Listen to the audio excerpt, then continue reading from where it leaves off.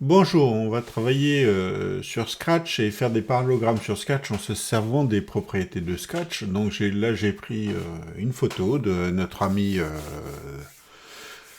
Thérèse Guérin, dont j'ai parlé tout à l'heure dans ma vidéo précédente. Et donc Thérèse Guérin, qui est là, je vais m'appuyer sur quelques règles de polygrammes pour pouvoir tracer des polygrammes. Alors, pas les polygrammes, surtout les parallélogrammes. Donc, on a des informations importantes. Hein. Ce sont des éléments avec des côtés opposés parallèles. On a des côtés opposés de même longueur. On sait que les diagonales se coupent en leur milieu. On sait que les angles opposés sont de même valeur. Et ce petit truc vert, où je vous ai dit qu'on s'en servait très peu, mais on va quand même s'en servir, c'est les angles 2 à 2 sont supplémentaires. La somme des deux angles est égale à 180 degrés. Donc, si je suis ici et que je veux tracer un parallélogramme, alors je vous rappelle que j'ai rajouté stylo en cliquant ici sur le plus, où j'ai vu stylo apparaître. Donc j'ai les informations sur les stylos avec notamment le effacer et tout. Je vais mettre un événement qui est quand la touche espace est appuyée. Je vais commencer par tout effacer, hein, c'est un grand classique. Je vais mettre mon stylo en position écriture. Et puis, je vais avancer de, par exemple, 100. Je vais tourner, une fois que je suis arrivé au bout, de 30 degrés. Je vais avancer de 50. Et déjà, première question, de combien faut-il tourner? Vu que j'ai tourné de 30 degrés, si je reviens ici, sachant que la somme de deux angles qui se suivent est de 180, on dit qu'ils sont supplémentaires, s'il y en a un qui fait 30 degrés, ça veut dire que l'autre fait 150. Donc ici, je vais mettre 150 degrés. Et puis deuxième chose, comme je sais que les côtés opposés sont de même longueur, en gros, il suffit de répéter la même chose. Je vais tout répéter, je ne vais pas me fatiguer, je vais dupliquer, ça me permet de tout récupérer, de tout dupliquer.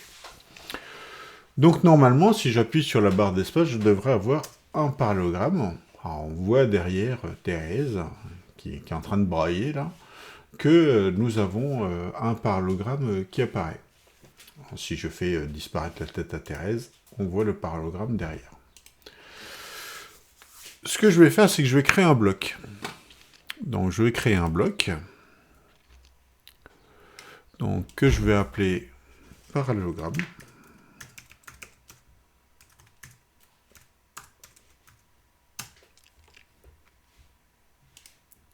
Voici mon bloc.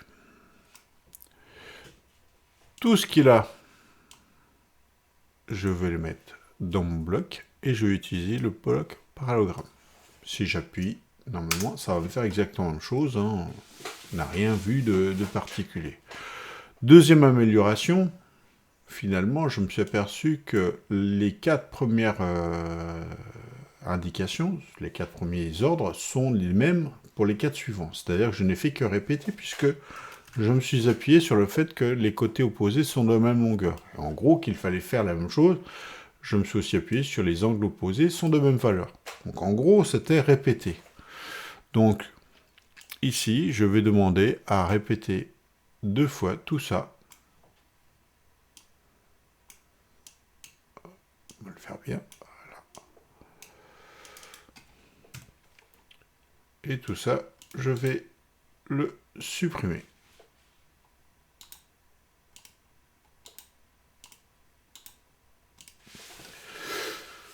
Donc, si j'appuie sur la barre d'espace, ça me fait toujours la même chose avec la tête à Thérèse. Donc maintenant, je vais pouvoir jouer un petit peu avec ça. Si je fais répéter, par exemple, qu'est-ce qu'on pourrait mettre 10 fois, par exemple. Ça me fait 10 parallélogrammes les uns sur les autres. Aucun intérêt. Par contre, petit intérêt, c'est si je tourne entre chaque parallélogramme, eh bien, je vais pouvoir créer une figure un peu particulière. Alors, je vais tourner de 36 degrés. Pourquoi? Parce que 36 qui est ici fois les 10, ça fait 360 et ça nous permet de faire un tour complet. On regarde ce que ça donne.